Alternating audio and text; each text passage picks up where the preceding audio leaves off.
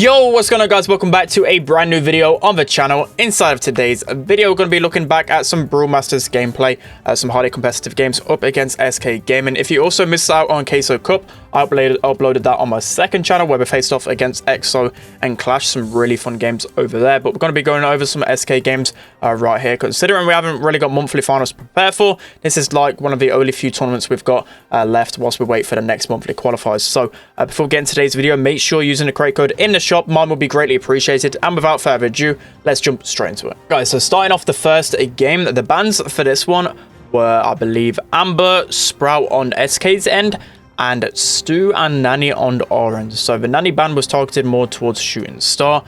This is a best of 3 format, by the way, and you also draft your game modes on Brawl Masters. I think this is a really fun actual format for this, so it's really nice. So we're actually using Primo here. We literally always play with Primo banned.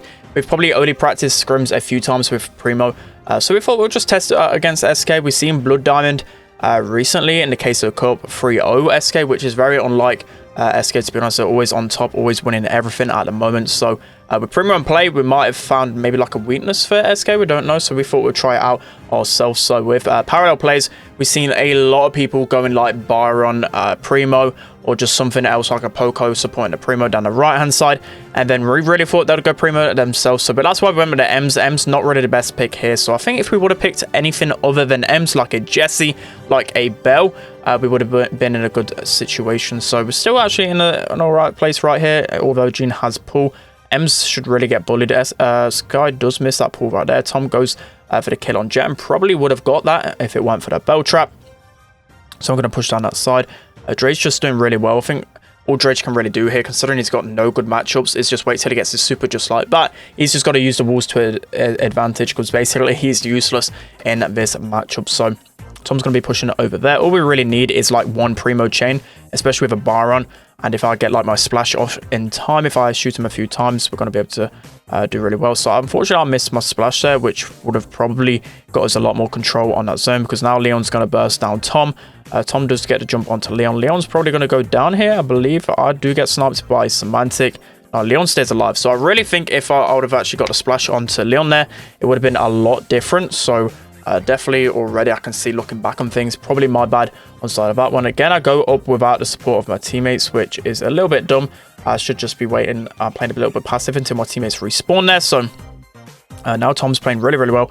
He's got his super here, so he's gonna try and heal up. Sky does hit that pull, so I've got my super here. I'm just gonna get a few shots onto Tom, use my super to splash and take down that gadget. That gadget is incredibly annoying on parallel plays, guys. Leon is absolutely insane on this map, because not only does he obviously go invisible for himself, it helps the mid out so much. So again, Tom is targeted. He's gonna probably get wrecked right here, so he gets to jump onto Semantic. Unfortunately, doesn't get a kill in time. We're getting some good taps onto Jeton though. In the meanwhile, they've only got a few % left to get back onto us. Drage doing some really good pressure there. So Tom jumps in there. I think that was a really bad play right there, which if he probably would have held onto his super and obviously tried to get one of the kills, probably would have been able to win that game. So I think there was a really bad error on my part and a bad error on Tom's part, but obviously looking back on things, only lost by a narrow margin. So obviously some good things to learn about and make improvements in the future. So that's going to be the first game right there. Let's hop into the next one. Alright guys, so heading into the next game, so we've got the kind of same combination again. We really thought they'd go Primo. They do go at the second time. Primo's just too good on this map, guys. He just destroys the counters, because he could just sit behind the wall for the majority of the part. So Tom goes in aggro here. I believe he should have just gone straight for Skyrix. I remember calling that out straight away. We should just get down Skyrix, because we can easily bully Jet and Right. It's just going to be such a free kill. I do unfortunately go down there. Tom has got his super though, so should be alright once I respawn. I'm going to get a few taps onto him and then go up this way, because you don't really want to go all down one lane, especially against a Frank. He could probably just stun both of us. Tom hasn't got the other gadget where he's able to throw Jeton, which obviously we don't really predict them going Frank, do we? So Drage is doing an amazing job down here. I didn't even see what was happening for the most part down here. He must have just absolutely wrecked him. So he's got his traps in a good spot as well. So if Semantic does jump on him like he does here, he's going to get slowed. He got targeted as well. Some really nice plays from Drage there. I get a clutch splash onto Tom, and then I can't remember this part. I literally going to hit him. I tried shooting him twice whilst he was one shot, and Tom was just like, okay, I'll stand still, which was just a funny moment mid-game there. So Drage again popping off here on the Bell. Gets a really good mark onto the Primo, so that's going to help Tom in his 1v1 battle. Both of them trade out because obviously a few people were shooting at Tom as well. So it needs 6% on that zone here. So Drage just going to absolutely destroy these tanks. Bell was a really solid pick for us. Even if we stick to the M's as well, would have been even better. But Bell just good against everything on this map, really. And it just shows how strong she is with a dominant performance here. So that's going to be a second game right there. Let's move on to the next one. All right, guys. So moving on to the next game right here. So we've got the Jean, Bell, and the Jessie pick. So I kind of anticipated them going back to this type of combination. I mean, Bell and Jessie going to be pretty good against Primo.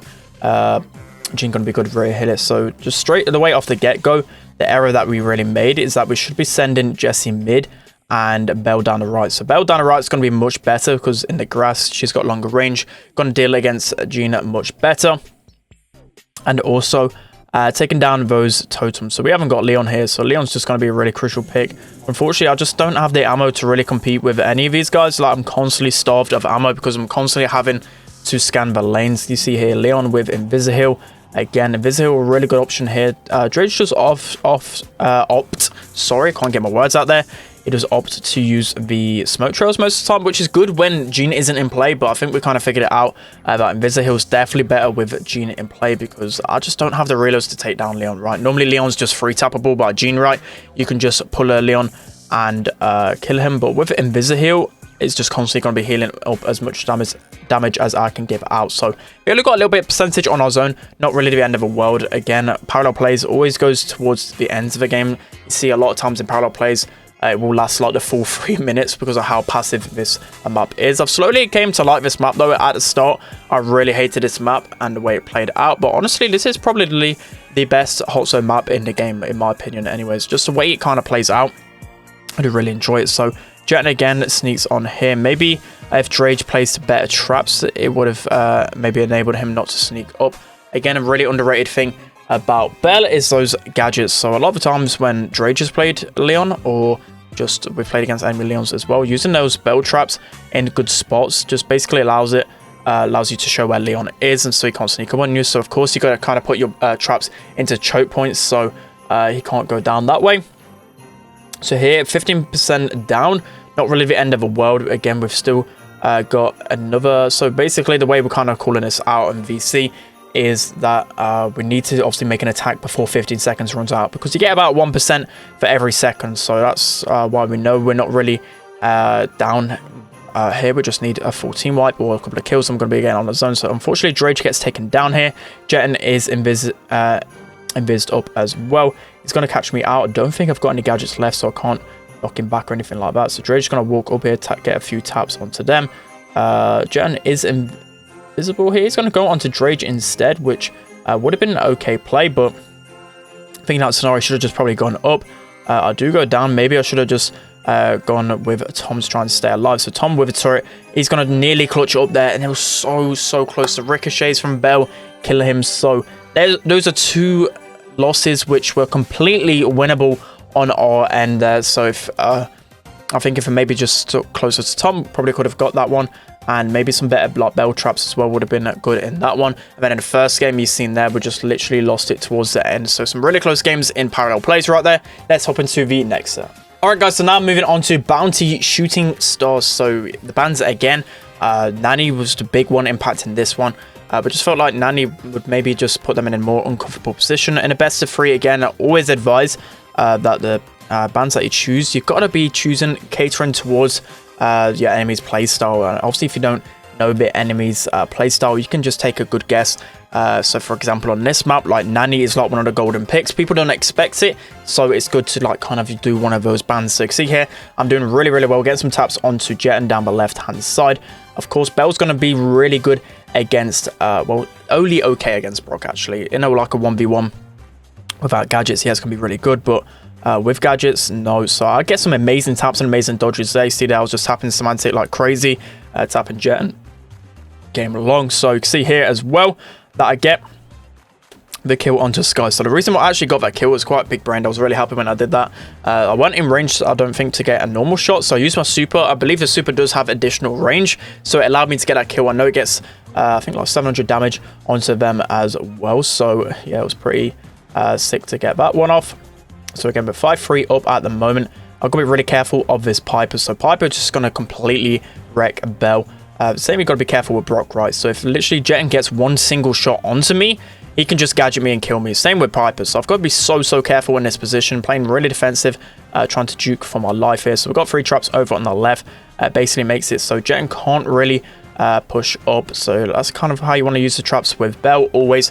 So you can see literally he has to walk through a trap, or he has to go all the way around, and then we can just funnel him into a good position. So if he does break up there, so obviously the traps aren't going to be as crucial. So the trap should have killed Semantic there. He's literally one shot, which is a shame. He's still got 2 gadgets left, and I was just like, okay, that's a bit strange. So I'm going to heal up again, uses another gadget. Somehow it doesn't get me down in time. Everyone basically like one shot here. Drake's going to go down, but that's not going to be enough, and somehow we managed to stay alive long enough to clutch up that game. So I think I played amazing inside of that game. We're able to take the first game in Bounty. Let's hop into the second game. All right, guys, so hopping into the next game of Bounty then. So same composition again. I don't think really you can go too much more. Maybe like a Leon, maybe a Tick. That's probably it in terms of changing composition.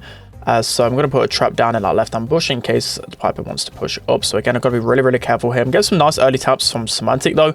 Drage does use his gadget onto the Brock. So the first thing I will note, again, it's just room for improvements here in terms of overall gameplay with all of us. With brawlers like Piper and Brock in Bounty, for the most part, you want to be using your gadget to get a kill, right? Maybe in other game modes, I tend to use gadget first play to get some pressure. But in a game mode like Bounty, every single gadget counts on brawlers like Piper and Brock. So for me to think the way we're going wrong here is just our use of gadgets. Normally, we play this map really well with Piper and Brock, like combining gadgets to get the kill, but didn't really do it too much here. So obviously, we've got a blue star here. They're going to have the advantage in the long time. So we get a nice tap onto Semantic here.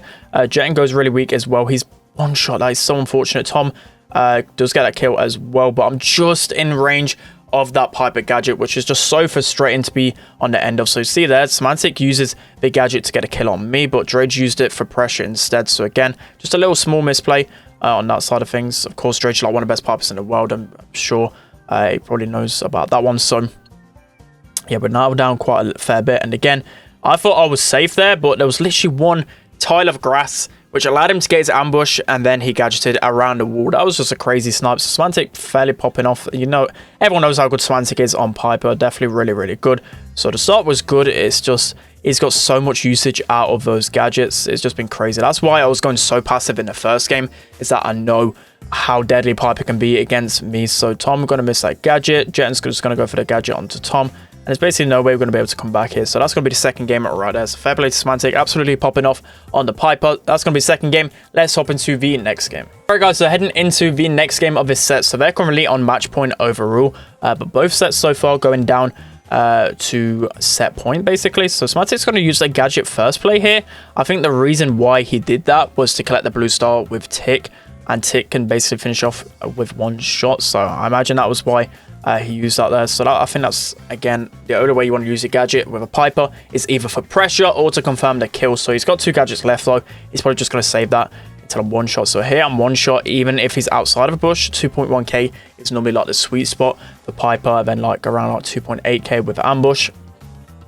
So we've got good pressure here. Tom gets a pinch onto Tick. Some really nice snipes from Jeton. Jeton nearly gets a double kill there, which was pretty insane. Again, I've got to be careful. I'm getting some good pressure, but it's just so easy for Brock or a Piper just to finish me off. So got to play that really passive. Tick, I wonder why I really went Tick, right? I think it's because it takes a little while to break up the map. So Tick can just, as I said, just stay here down the lane, just keep pre-firing. It's still going to be okay. And Tom does break up in that lane, which is a really nice play there. So basically he did that.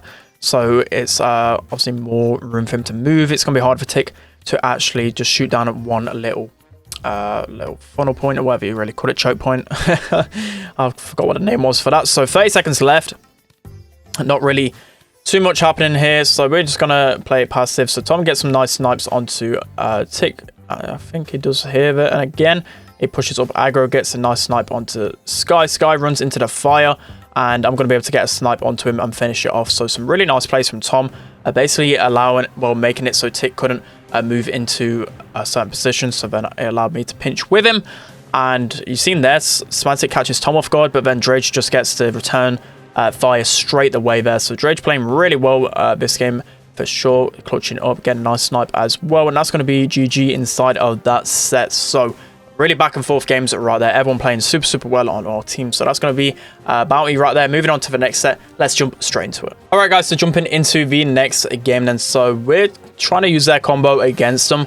Everyone was saying on stream that this was a dumb comp, but we've used this a lot. Maybe I should use Gadget a little bit. Well, Tom maybe should use Gadget a little bit earlier there. So the first engagement is everything. We're supposed to put these guys into spawn on the first engagement with a Piper and a Brock. They have basically no reloads, really hard to hit consistent damage with as well, and just get completely wrecked off the get-go. So normally people go Colette as well. One of the first times really seeing Rico used often on safe zone, but a lot of people are using it all the time now, so obviously really good. Rico's a lot better than Colette as well, mainly because Colette kind of get countered by this comp, right? Because you've got BB's heal gadget, which is going to counter Colette's just normal mechanic, right? Because you're just going to be gadgeting for the amount of damage she can really do. Same with Poco as well. And also, people use Shield Colette on this map, so Shield Colette's not really going to counter tanks too much, but they just completely wipe the floor with us. I think they pretty much know how to play against that combo, and that Rico pick we really didn't expect. So if they had like a Colette, funnily enough, we would have probably ran all over that comp. So that's going to be the first game right there. Let's hop into the next one. All right, guys, so hopping into the next game of Safe Sim. So they're on double match point right here. So we just went for the mirror here.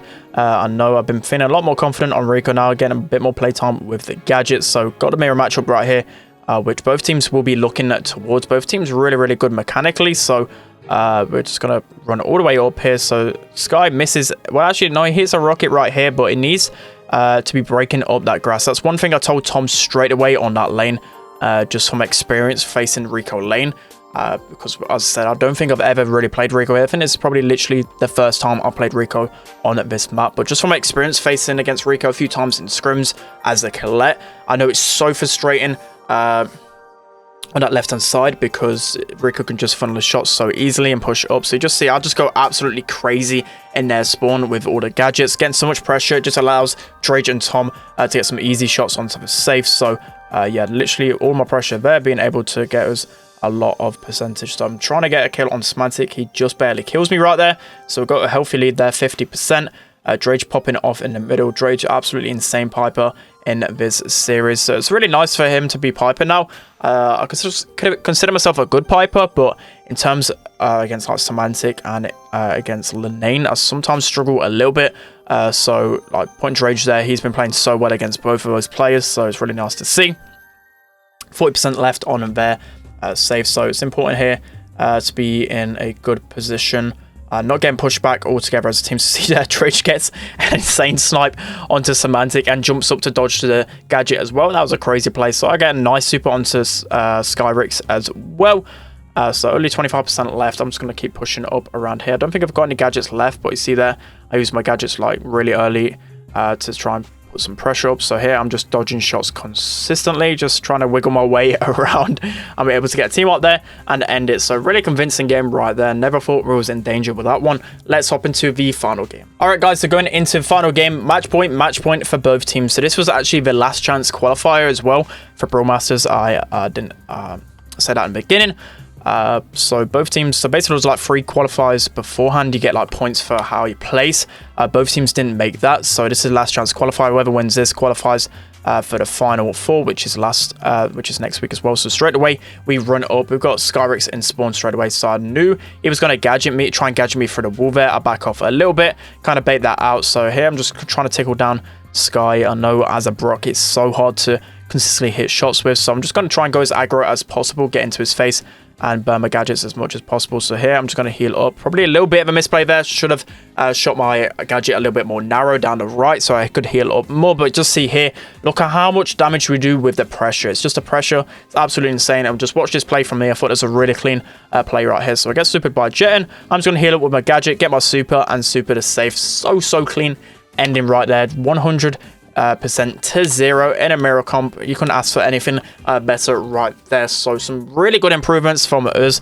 I feel like we definitely got our mojo back a little bit here. So I think the main real change about us is mentality. Like, we know we've got the skill, we know we've got the ability. It's just mentality and a bit of just getting better at the meta. A lot of the times we just get hard counted too much. I know it's a bit, it sounds like I'm making an excuse here, but it's just other teams knowing the meta better than us. So obviously going back to the drawing board, making sure we're really clued up on the meta. Obviously putting a lot more time into things, and the results have been showing recently. So yeah, that's gonna be it for today's video, guys. As I said, we haven't qualified for the monthly finals coming up on Sunday. We'll be watching that one. Let me know if you want me to make a video on this, on like the final games, doing analysis on that. I think that'll be pretty interesting. But yeah, we have not got any final games to prepare for. We've got the monthly qualifiers in like 3 weeks time, so we're going to be preparing like crazy for that one. 2 more monthly qualifiers left, and hopefully the chance to get to Worlds. So yeah, that's going to be it for today's video, guys. Hope you enjoyed. Don't forget to like, comment, and subscribe, and I'll see you guys next time.